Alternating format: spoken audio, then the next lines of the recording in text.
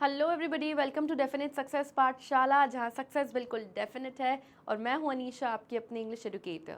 और आज हम स्टार्ट करने वाले हैं क्लास 10th इंग्लिश की जो आपकी फर्स्ट फ्लाइट बुक है, उसकी poem number 4, how to tell wild animals. और इस पोएम के आज हम कवर करने वाले हैं वन शॉर्ट रिविजन, यानी डिटेल में आज हम पूरी समरी देखेंगे प्रॉपर स्टैंजा वाइज। मैं आपको पूरी पोएम भी एक्सप्लेन करूंगी एंड साथ ही साथ उसका एक्सप्लेनेशन भी दूंगी। एंड पोएम स्टार्ट करने से पहले एक छोटा सा इंट्रोडक्शन देख लेते हैं हम इस पूरी पोएम के बारे में। अगर आप मेरे लेफ्ट हैंड साइड पे देखेंगे तो ये इस पोएम की पोएटेस हैं। Poet is male, poetess is female, okay, that's why I am saying poetess. तो पोएटेस हैं जिन्होंने इस पोएम को लिखा है and her name is Caroline Wells, okay. तो ये जो पूरी पोएम है जिसका नाम how to tell wild animals है, it is written by Caroline Wells. और आपको पोएटेस का नाम लर्न होना इम्पॉर्टेंट है, ओके, पोएम्स में। तो ये जो पूरी पोएम है बहुत ही ह्यूमरस पोएम है, यानी बहुत ही हंसी मजाक वाली पोएम है, because it suggest some of the dangerous ways to identify wild animals. क्योंकि ये कुछ अलग अलग वाइल्ड एनिमल्स का आपको इसमें डिस्क्रिप्शन मिलेगा इस पूरी पोएम में, जो कि जंगल में, जो कि फॉरेस्ट में रहते हैं, लेकिन बड़े ह्यूमरस मैनर में, बड़े हंसी मजाकिया मैनर में। पोएम जब आप पूरी रीड कर लोगे तो एंड में आपको कुछ इन्फॉर्मेशन मिलेगी अलग अलग वाइल्ड एनिमल्स के बारे में, कि कभी अगर आप चलते फिरते जंगल में पहुंच जाते हैं और फॉर एग्जाम्पल कोई पर्टिकुलर एनिमल आपके सामने आ जाता है, तो आप उसको आइडेंटिफाई कैसे करोगे, पहचानोगे कैसे कि हाँ भाई ये पर्टिकुलर एनिमल है। तो इस पूरी चीज़ को पोएटेस ने बड़ी ह्यूमरस तरीके से, बड़े हंसी मजाकिया तरीके से एक्सप्लेन किया हुआ है। एंड पोएम के लास्ट में आप बहुत रिफ्रेश्ड और बहुत हैप्पी फील करोगे, आपको हंसी भी आएगी कि अरे जेंटल ह्यूमर के साथ बड़ा अच्छा इन्फॉर्मेशन मिल गया। यस, तो पोएट डिस्क्राइब करती हैं कि भाई बड़े फेयरफुल एनिमल्स हैं, जैसे कि एशियन लायन के बारे में वो बताएंगी, बंगाल टाइगर के बारे में हम लोग पढ़ने वाले हैं, लेपर्ड के बारे में, बेयर के बारे में, हाइना, क्रोकोडाइल, बहुत सारे एनिमल्स के बारे में हम इसमें पढ़ने वाले हैं, लेकिन ह्यूमरस वे से, हंसी मजाकिया वे से, ओके। इसके साथ ही साथ पोम बहुत इंटरटेनिंग है, क्योंकि जहाँ हंसी मजाक आ जाता है, जहाँ ह्यूमर आ जाता है, तो वो चीज़ इंटरटेनिंग हो जाती है, मज़ेदार हो जाती है। और पोम इन्फॉर्मेटिव भी है, यानी आपको उन वाइल्ड एनिमल्स के बारे में कुछ ना कुछ इन्फॉर्मेशन ज़रूर मिल रही है। तो basically poem describe some of the unique features of the various animals with gentle humour. तो पोम में आपको अलग अलग वाइल्ड एनिमल्स के बारे में कुछ यूनिक फीचर्स, उनकी कुछ यूनिक क्वालिटीज़ के बारे में पता चलेगा, लेकिन जेंटल ह्यूमर के साथ, यानी थोड़े बहुत हंसी मजाक के साथ। तो पोम बहुत इजी है, 6 स्टैंजाज है, लेकिन उतने ही इजी स्टैंजाज है। पोम की लेंथ देख के आपको डरना नहीं है कि पोम बहुत बड़ी है, लेकिन पोम बहुत ईजी है, ओके। सो पोम को स्टार्ट करते हैं with our stanza 1, okay. If ever you should go by chance to jungles in the east, and if there should to you advance a large and tawny beast, if he roars at you as you're dying, you'll know it is the Asian lion. तो यहाँ पे poetess describe कर रही हैं Asian lion को, जो कि एक वाइल्ड एनिमल है। मेरे लेफ्ट हैंड साइड पे आप उसकी पिक्चर भी देख सकते हैं कि एशियन लायन कैसे दिखता है। तो पोएटेस कहती हैं कि अगर बाय चांस कभी ऐसा मौका मिले कि आप ईस्ट साइड के किसी जंगल्स में जाते हैं, किसी फॉरेस्ट में जाते हैं, और आपके सामने एक टॉनी बीस्ट आ जाता है। टॉनी का मतलब क्या होता है, ऐसे ब्राउनिश येलोइश कलर, अगर आप इसके हेयर देखेंगे तो गोल्डन ब्राउनिश येलोइश टाइप का जो कलर होता है उसे हम टॉनी कलर कहते हैं। तो पोएटेस कहती है कि अगर कभी आप ईस्ट साइड के जंगल्स में जाते हो, कभी आपको मौका मिलता है और वहाँ पे आपके सामने एक बड़ा सा टॉनी बीस्ट, बड़ा सा एक बीस्ट यानी बड़ा सा एनिमल आ जाता है, जो कि बहुत फेरोशियस है, बहुत डेंजरस है, और उसका टॉनी कलर है, यानी येलोइश ब्राउनिश कलर है, और इफ़ ही रॉर्स एट यू, मान लीजिए कि अगर वो आपके ऊपर रॉर करे, आपके ऊपर दहाड़े, आपके सामने आकर अपनी आवाज़, अपनी हंकार निकाले, और आप उसकी रॉर सुन के ही डर जाओ, उसकी जो ये दहाड़ है वो सुन के ही अगर आप मर जाओ वहाँ पे, तो ये बात समझ जाना कि वो और कोई नहीं बल्कि एशियन लायन है। तो पोएटेस ने बड़ी ह्यूमर ऐड करके बताया कि सिर्फ अगर आप दहाड़ सुन के उसकी मर जाओ ना वहाँ पे, तो समझ जाना कि वो एशियन लायन है, क्योंकि वो इतना डेंजरस है।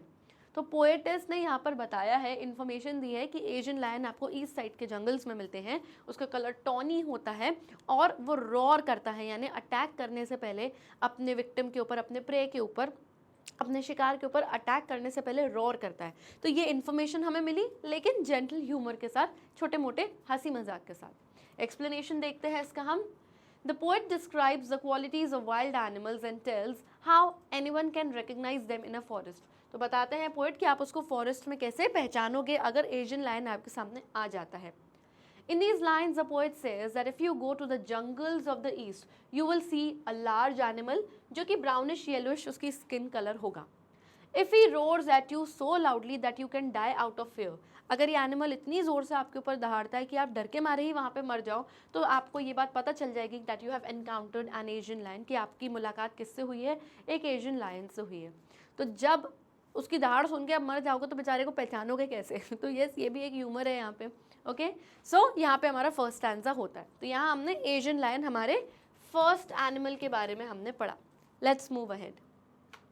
Stanza 2. Or if sometime when roaming around, a noble wild beast greets you with black stripes on a yellow ground, just notice if he eats you. This simple rule may help you learn the Bengal tiger to discern. अब यहाँ पर हम हमारे second animal के बारे में पढ़ने वाले हैं जो कि है the Bengal tiger. And you can see its picture on my left hand side. ऐसा दिखता है Bengal tiger, royal Bengal tiger भी इसको हम कहते हैं. यहाँ पोइटस कहती हैं कि अगर कभी यू आर रोमिंग अराउंड, कभी आप जंगल में इधर उधर रोम कर रहे हो यानी घूम फिर रहे हो, और आपके सामने नोबल ने बड़ा प्यारा सा वाइल्ड बीस्ट, यहाँ पे दो ऑपोजिट वर्ड्स साथ में आए हैं यानी कि ऑक्सीमोरॉन यूज़ हुआ है पोइटिक डिवाइस, कि अगर कोई बड़ा प्यारा सा जंगली जानवर आपको आके ग्रीट करता है यानी आपको आके मिलता है, आपको नमस्ते करता है, आके मिलता है, और उसके ऊपर ब्लैक कलर की स्ट्राइप्स हैं यानी येलो बैकग्राउंड रहेगा, यानी कि जो पूरी बैकग्राउंड येलो ग्राउंड का मतलब ये है कि येलो स्किन, यानी जो उसकी पूरी स्किन है वो पूरी येलो कलर की रहेगी और उसके ऊपर ब्लैक स्ट्राइप्स यानी ब्लैक कलर की जो धारियाँ होती हैं वो रहेंगी. और नोटिस करना, ध्यान देना कि वो अगर आपको आके डायरेक्टली खा जा रहा है. एशियन लायन क्या करता है, आके अपने प्रे के ऊपर अटैक करने से पहले रोर करता है फिर खाता है, लेकिन बंगाल टाइगर क्या करता है, वो सबसे पहले कोई रोर नहीं करेगा, कोई डराएगा नहीं, डायरेक्टली आके it will attack and eat you, it will kill you. तो पोइटेस यही करें कि कभी जंगल में घूमते फिरते अगर एक बड़ा प्यारा सा जंगली जानवर आपके सामने आ जाए और वो आपको मिलता है, आपको ग्रीट करता है, और उसकी येलो कलर का ग्राउंड है यानी कि उसकी स्किन येलो है और ब्लैक स्ट्राइप्स हैं उसकी पूरी स्किन पे, और ध्यान देना कि अगर वो आके आपको खा जाए तो सिंपल रूल आपको बस ये याद करना है कि आपने किसको डिसर्न किया है, आपने किसको फाइंड आउट किया है, किसको रिकग्नाइज किया है, किसको मिले हो आप, बंगाल टाइगर को. तो बंगाल टाइगर को आइडेंटिफाई करने का बड़ा ह्यूमरस तरीका निकाला है पोएटेस ने कि अगर आपको बंगाल टाइगर को पहचानना है तो बस समझ लो अगर कोई एनिमल आपको आके, प्यारा सा एनिमल आपको आके खा जाए तो समझो वो बंगाल टाइगर ही है. ओके, सो यहाँ पे सेकेंड स्टैंजा हमारा होता है, उसका एक्सप्लेनेशन देखते हैं. In these lines, the poet says that while roaming in the forest, you may encounter a wild animal who is very impressive in its size.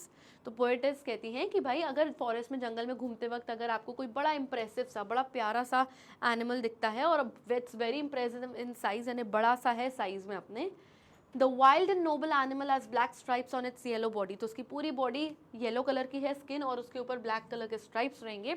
If the animal attacks and Yeats you, अगर वो animal आपको attack करके आपको खा जाता है तो you can identify that this animal is Bengal tiger. तो आप पहचान सकते हो कि अच्छा इसने मुझे खा लिया तो ये बंगाल टाइगर है. तो ये आपका सेकंड एनिमल आपने यहाँ पे बंगाल टाइगर के बारे में पढ़ा. आगे बढ़ते हैं स्टैंजा 3 पे. Okay, if strolling forth a beast you view whose hide with spots is peppered, as soon as he has leapt on you, you'll know it is the leopard. It'll do no good to roar with pain, he'll only leap and leap again.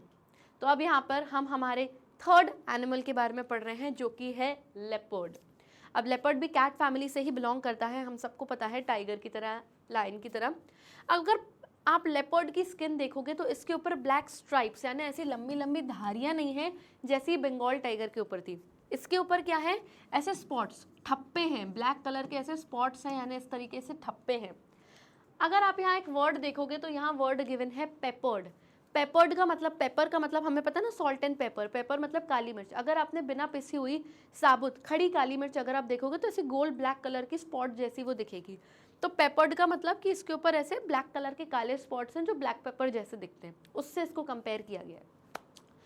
तो यहाँ पर poetess कहती हैं कि अब अगर जंगल में अगर आप और स्ट्रॉलिंग फॉर्थ यानी घूमते घूमते चलते फिरते अगर आप और आगे जाओगे और अ बीस्ट यू व्यू, अगर आपको कोई बड़ा सा जंगली जानवर आपको दिखता है, हुज हाइड, HID की DE मतलब हाइड यहाँ पर छुपना नहीं है, यहाँ पर हाइड का मतलब होता है स्किन.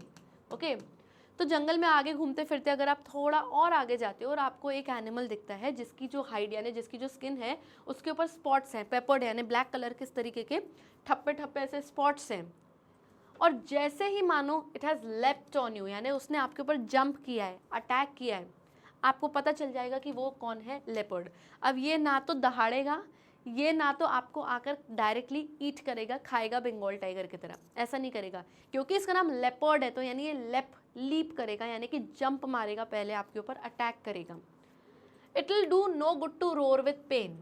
आप कितना भी पेन में, तकलीफ में चिल्लाओ चीखो, उससे उसको कोई फर्क नहीं करेगा। ही विल ओनली लेप एंड लेप अगेन, वो सिर्फ आपके ऊपर अटैक करते जाएगा यानी जंप एंड जंप करता जाएगा। अब टाइगर जो है आपके ऊपर सिर्फ तब अटैक करता है जब उसको भूख लगती है, तो पहले वो डायरेक्टली आके अटैक करता है और खा जाता है। लायन क्या करता है, लायन भी आपके ऊपर तब अटैक करता है जब उसको भूख लगती है, तो पहले वो रॉर करता है अपने प्रे के ऊपर और फिर अटैक करके उसको खाता है। लेकिन लेपर्ड अगर किसी भी एनिमल, किसी भी पर्सन को देखेगा तो वो डायरेक्टली अटैक करेगा, वो ये नहीं देखेगा कि मैं भूखा हूँ या मुझे भूख लगी कि नहीं, वो सिर्फ आपके ऊपर अटैक करेगा अपने मज़े के लिए, अपने फ़न के लिए, और उसके बाद इट विल किल यू, मार डालेगा आपको। तो अगर वो भूखा नहीं भी है तो भी ऑल इट विल डू लेप एंड लेप, यानी वो सिर्फ आपके ऊपर जंप एंड जंप करेगा, मारेगा नहीं, मतलब आपको अटैक कर करके ही आपको मार देगा, खाएगा नहीं, मे भी उसको भूख ही ना लगी हो। तो यहाँ हमें ये इन्फॉर्मेशन मिल रही है, एंड यहाँ पे हमने हमारे थर्ड एनिमल के बारे में पढ़ा, that is a leopard. Explanation देखते हैं। In these lines, the poet describes that while you are walking slowly and freely in the forest, you might see a wild animal whose skin is covered with dark spots. If it jumps on you, you will come to know that it is the leopard. Even if you cry or shout in pain, there is no escape as the leopard will continue jumping on you. तो इसका मतलब ये है कि poet बताते हैं कि अगर आप फ्रीली, आराम से, धीरे धीरे वॉक कर रहे हैं जंगल में और आपको एक बड़ा सा वाइल्ड एनिमल दिखता है जिसकी स्किन डार्क स्पॉट से कवर्ड है और वो आपके ऊपर आकर जंप करता है, तो आपको ये बात पता चल जाएगी that it is a leopard. आप क्राई करोगे यानी रोगे, पेन में शाउट करोगे, चिल्लाओगे, लेकिन फिर भी आप एस्केप नहीं कर सकते, वहाँ से भाग नहीं निकल पाओगे। क्यों? क्योंकि लेपर्ड कंटिन्यूसली आपके ऊपर जंप करता जाएगा यानी अटैक करता जाएगा। ओके, सो यहाँ हमको लेपर्ड के बारे में इंफॉर्मेशन ये मिली है। नेक्स्ट देखते हैं, Stanza 4. If when you're walking round your yard, you meet a creature there who hugs you very, very hard, be sure it is a bear. If you have any doubts, I guess he'll give you just one more caress. अब यहाँ पर हम हमारे fourth animal के बारे में पढ़ रहे हैं, विच इज़ अ बेर, and you can see its picture on my left hand side. बेर को हम हिंदी में भालू भी कहते हैं। तो यहाँ पर पोएट बताते हैं कि कभी अगर आप अपने यार्ड में, थोड़ा आंगन में कहीं वॉक कर रहे हो, या हो सकता है जंगल में भी आप थोड़ा बहुत कहीं वॉक कर रहे हो, और आपको एक क्रीचर यानी आपको एक एनिमल वहाँ पर दिखता है जो आपको बहुत तेज़ आके हक करता है यानी गले लगता है आपको बहुत तेज़ आकर, तो समझ जाना, श्योर हो जाना इस बात को लेके कि वो और कोई एनिमल नहीं बल्कि एक बेर है, एक भालू है। अगर आपको कोई डाउट होता है, अगर आपको थोड़ा सा डाउट लगता है कि यार ये एनिमल बेर है कि कोई और सा एनिमल है, तो he will give you just one more caress, वो सिर्फ आपको सिर्फ एक आखिरी कैरेस देगा। कैरेस का मतलब क्या होता है? अ जेंटल टच, एक प्यार से किसी को टच करना या किसी को हक करना इज अ कैरेस। ओके, तो ये बड़ी मजाकिया बात करी है पोएटेस ने यहाँ पर, और यहाँ पर एक सरकाज़म भी यूज़ किया है। तो पोएट कहती है कि भाई कभी भी आपको कोई एनिमल आके हक करे, तो हक हम कब करते हैं? जब when we love someone. Okay, प्यार से किसी को हम हक करते हैं। लेकिन बेर, अगर ये भालू आके आपको हक करेगा तो ये प्यार से नहीं करेगा, ये इसका अटैक करने का एक तरीका है। अगर बेर को अटैक करना है और अपने शिकार को मारना है तो वो इतना तेज़ हक करेगा, इतना तेज़ स्क्वीज़ कर देगा कि इंसान की जान ही चली जाएगी। ओके, तो पोएटेस यही कह रही है कि अगर आपको कोई डाउट होता है कि यार ये एनिमल बेर है कि कोई और है, या ये एनिमल मुझे हक क्यों कर रहा है, तो वो और कुछ नहीं करेगा, वो सिर्फ आपको आके एक लास्ट बार थोड़ा सा हक करेगा, और वो लास्ट बार ही होगा, वन मोर कैरेस, यानी इस लास्ट हक के बाद वो आपको स्क्वीज़ कर देगा, इतना तेज़ हक करेगा कि यू विल डाई, आपकी जान ही चली जाएगी। तो यहाँ पर पोएटेस ने ये बात बताई है कि बेर का अटैक करने का क्या तरीका है। ओके, एक्सप्लेनेशन देखते हैं। In these lines, the poet says that while you're walking around in your yard, you may encounter a creature. If this hugs you very hard, you must be sure that you have encountered a bear. If you have any doubt in your minds, the bear will give you another tight hug. This hug may seem friendly, but it can be fatal. तो poetess कहती हैं कि अगर आप कभी अपने घर के यार्ड में वॉक कर रहे हैं और आपको कोई क्रीचर, कोई एनिमल दिखता है और वो आपको हक करता है और बहुत तेज़ हक करता है, तो समझ जाना कि आप किससे मिले हो, आपकी मुलाकात किससे हुई है, एक बेर से हुई है। और बाई चांस आपके दिमाग में कोई डाउट है बेर को लेके कि क्यों कर रहा है, क्यों, कौन सा एनिमल है, तो वो बस एक आखिरी बार आपको एक बहुत टाइट हग देगा और ये हग आपको फ्रेंडली लगेगा कि अरे तो प्यार से एनिमल कितना क्यूट है, टेडी बेयर है and all that thing, but it can be fatal मतलब डेडली, यानी कि वो हग डेडली होगी, यानी कि आपकी डेथ हो जाएगी। वो आपको अटैक कर रहा है, ये उसका तरीका है, it's his way to attack its prey. Okay, so यहाँ पे हमने बेयर के बारे में देखा। Let's move ahead. स्टैंजा 5, दो to distinguish beasts of prey, a novice might nonplus. The crocodile you always may tell from the hyena does. Hyenas come with merry smiles, but if they weep, they are crocodiles. तो यहाँ पर हम दो animals के बारे में पढ़ने वाले हैं। फर्स्ट है हाइना, जिसको हिंदी में हम लकड़बग्गा भी कहते हैं, आप जू में जाके इसको देख सकते हो। एंड दूसरा एनिमल हम पढ़ने वाले हैं क्रोकोडाइल के बारे में। ओके, अब अगर मीनिंग्स देखें यहाँ पर, बीस्ट्स ऑफ प्रे यानी कि वो जंगली जानवर जो किसी को प्रे बनाकर, यानी किसी को अपना शिकार बना के उस पर अटैक करके उसको खाते हैं, that is beasts of prey. Okay, novice का मतलब क्या होता है? नोविस मीन्स नौसिखिया, एक ऐसा इंसान जो नया नया जॉब पर आया है और उसको अभी कुछ ज़्यादा नॉलेज नहीं है उस जॉब के बारे में और अभी वो नया नया सब चीज़ों को सीख रहा है, तो उसको हम कहते हैं नोविस या नौसिखिया। ओके, और मेरी का मतलब होता है हैप्पी। ओके, मेरी मीन्स हैप्पी। ओके, वीप का मीन्स मतलब होता है क्राई, रोना। ओके, अब देखते हैं हम स्टैंजा को। अब पोएटेस आगे बढ़ती हैं और कहती हैं कि भाई अगर मान लीजिए आपको कुछ बीस्ट्स ऑफ प्रे दिखते हैं, यानी जंगल में आपको कुछ जंगली जानवर दिखते हैं जो शिकार को पकड़ के मार के खाते हैं, तो एक नोविस जो होगा, एक नौसिखिया जिसको भी इतना कोई नॉलेज नहीं होगा, वो नहीं पहचान पाएगा कि भाई इन दोनों में से हाइना कौन सी है या क्रोकोडाइल कौन सी है। वो कंफ्यूज हो जाएगा कि हाइना कौन है और क्रोकोडाइल कौन है, क्योंकि वो नौसिखिया है, उसको पता ही नहीं है, वो पहली बार शायद जंगल में आया, उसको शायद आइडेंटिफाई करने में दिक्कत जाएगी। तो पोएटेस कहती हैं कि समझ जाना, अगर कोई एनिमल आपके पास स्माइल करते हुए आ रहा है तो वो हाइना है, क्योंकि हाइना की ये क्वालिटी है, हाइना का ये उसका तरीका है अपने शिकार को पकड़ने का। अगर हाइना स्माइल करते हुए आ रही है, दैट मीन्स वो आपके ऊपर अटैक करने के लिए आ रही है। वो कोई प्यारी सी एनिमल नहीं है जो स्माइल करती हुई डॉगी की तरह आ गई वैगिंग इट्स टेल, नो। अगर वो स्माइल करती हुई आ रही है, that means it's coming to attack you, और समझ जाना कि ये मुझ पर अटैक करने आ रही है और ये और कोई नहीं बल्कि एक हाइना है। और क्रोकोडाइल को अगर आपको आइडेंटिफाई करना है तो समझ जाना कि जब वो वीप कर रहा है, यानी जब वो क्राई कर रहा है। हमने ये एक कहावत भी सुनी है, क्रोकोडाइल टीयर्स, मगरमच्छ के आंसू मत दिखाओ, क्योंकि मगरमच्छ के आंसू नकली होते हैं। जब मगरमच्छ अपने शिकार को पकड़ के खा रहा होता है, स्वॉलो कर रहा होता है, तो उसके आंखों से आंसू बहते हैं। हमें लगता है कि वो रो रहा है, वो दुखी है, वो कोई रो नहीं रहा, इट्स नेचुरल हैबिटेट, उसका नेचुरल ये एक हैबिट है उसकी कि जब वो अपने शिकार को पकड़ता है तो वो रोता है, उसको दुख नहीं हो रहा कोई, बट उसकी एक क्वालिटी है, ऐसा ही वो करता है जब वो अपने शिकार को पकड़ता है। तो अगर कोई एनिमल जंगल में आपके ऊपर स्माइल करते हुआ है तो उससे जाके उसको अल्ले ले प्यारी प्यारी मत कर देना, क्यों? क्योंकि वो और कोई नहीं बल्कि वो एक हाइना है, वो आपको खाने आ रही है। एंड अगर कोई एनिमल वीप करता है, रोता है, तो समझ जाना वो और कोई नहीं बल्कि क्रोकोडाइल है, और जो उसके आंसू हैं वो नकली हैं। मगरमच्छ के आंसू हमेशा नकली होते हैं, जैसे कि सेइंग भी फेमस है, तो समझ जाना कि वो एक crocodile है। Okay, let's see the explanation. In these lines, the poet explains that it is very difficult for an inexperienced person to distinguish wild animals. तो इन लाइन्स में पोएट कहते हैं कि भाई कोई इनएक्सपीरियंस पर्सन, एक ऐसा इंसान जिसके पास ज़्यादा एक्सपीरियंस नहीं है, वो एक नोविस है, नौसिखिया है, उसके लिए वाइल्ड एनिमल्स को पहचानना बड़ा मुश्किल हो जाता है कई बार, और they may not be able to distinguish between, और वो तभी हाइना और क्रोकोडाइल को नहीं पहचान पाते हैं जंगल में। Hyena behaves very weirdly as it allows always laughs while attacking its victim. तो हाइना बड़ा अजीब तरीके से बिहेव करती है, जब भी अपने विक्टिम यानी अपने शिकार को अटैक करने जाती है तो वो हंसती है या फिर स्माइल करती है। और क्रोकोडाइल की अगर हम बात करें तो वीप करता है व्हाइल ईटिंग इट्स प्रे, यानी वो क्राई करता है अपने शिकार को खाते वक्त।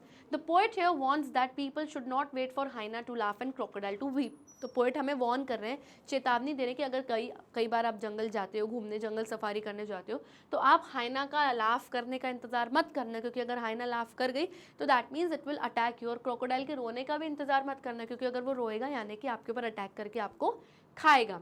Both of these animals are dangerous, so people should keep themselves safe and secure. दोनों ही एनिमल्स बड़े खतरनाक हैं, डेंजरस हैं, और लोगों को खुद को सेफ सिक्योर रखना चाहिए इन दोनों ही एनिमल्स से। ओके तो इस स्टैंजा में हमने 2 एनिमल्स के बारे में पढ़ा, that means hyena and crocodile. Okay let's move ahead. Stanza 6।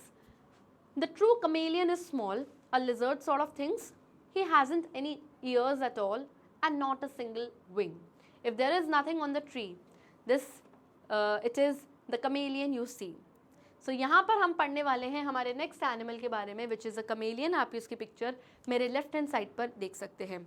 तो कमेलियन को हिंदी में हम गिरगिट भी कहते हैं, और इसके लिए एक कहावत भी फेमस है कि गिरगिट की तरह रंग मत बदलो। यानी गिरगिट की एक ये क्वालिटी है कि वो अपना रंग बदल देता है, जिसको इंग्लिश में हम कहते हैं कैमोफ्लैज। तो कैमोफ्लैज कर देता है यानी जिस भी कलर की चीज़ पर होता है वो अपना कलर वैसा कर देता है। अब जैसे कि वो यहाँ इस ग्रीन लीफ पे बैठा है तो उसने कैमोफ्लैज कर लिया, यानी अपना कलर चेंज कर लिया, गॉड ने उसको ऐसे ही बनाया और वो ग्रीन कलर का हो गया। तो इससे जो इसके एनिमीज़ हैं वो इसको नहीं देख पाएंगे, आइडेंटिफाई कर ही नहीं पाएंगे कि भाई यहाँ पर कोई कमेलियन बैठा है। अगर मान लीजिए एक ब्राउन कलर की ब्रांच पर बैठा है तो ये अपना कलर चेंज करके ब्राउन कर देगा। ओके कैमोफ्लैज कर लेगा अपने आप को। तो अब यहाँ पे कैमोफ्लैज के बारे में कमेलियन के बारे में बता रहे हैं कि जो कमेलियन होता है बड़ा स्मॉल सा होता है, लिजर्ड सॉर्ट ऑफ थिंग, यानी कि एक छिपकली जैसा, लिजर्ड जैसा दिखता है, बट लिजर्ड होता नहीं है। इसके कोई ईयर्स यानी इसके कोई कान नहीं होते हैं, और कोई विंग नहीं होता यानी कोई पंख, कोई पर नहीं होते इसके। ओके अगर मान लीजिए कि आप जंगल में गए हो और किसी ट्री को देख रहे हैं, आप सोचेंगे ट्री पर तो कुछ नहीं है, ट्री पर कुछ नहीं है, तो समझ जाना वहाँ पर कमेलियन बैठा है, क्योंकि अगर ट्री पर कुछ नहीं है दैट मीन्स वहाँ पर कमेलियन बैठा हुआ है, माइट भी उसने अपने आप को कैमोफ्लेज वहाँ पे किया हुआ है, तभी वो आपको दिख नहीं रहा। ओके तो कमेलियंस दिखते नहीं है बट होते हैं because they can camouflage themselves. Explanation देखते हैं। In these lines the poet describes a chameleon. He says that a chameleon resembles a small garden lizard. It doesn't have ears and wings.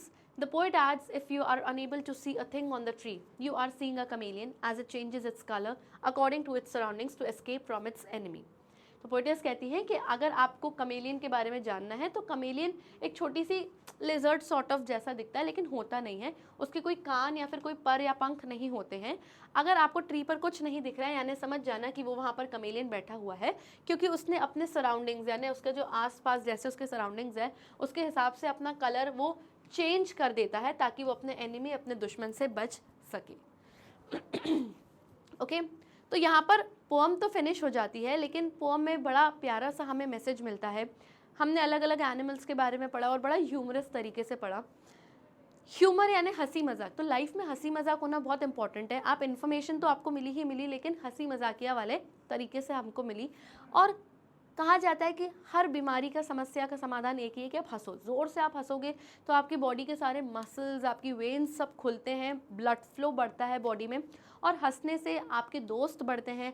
और like laughs and happiness and humour is infectious. आप हंसोगे तो आपके साथ दूसरे 4 लोग भी मिलके आके हंसेंगे, क्योंकि हंसी एंड पॉजिटिविटी सबको अट्रैक्ट करती है। तो हंसो, इन्फॉर्मेशन लो, लेकिन साथ में हंसी मजाक के साथ सब करो तो life will be even more heaven like you, स्वर्ग जैसी बन जाएगी आपकी लाइफ। हमेशा बोरिंग जैसे बैठने से कोई मतलब नहीं है। पढ़ाई लिखाई भी करो तो उसको फन वे में करो ताकि आपको इंटरेस्ट आए। यस, बोर नहीं हो आप उस चीज़ से। Okay so children, this was all about this poem. I hope आपको बहुत अच्छे से समझ में आ गई होगी ये पोएम। चैनल को अगर सब्सक्राइब नहीं किया है तो जल्दी से जाके करिए। तब तक लिए stay tuned, bye bye and take care.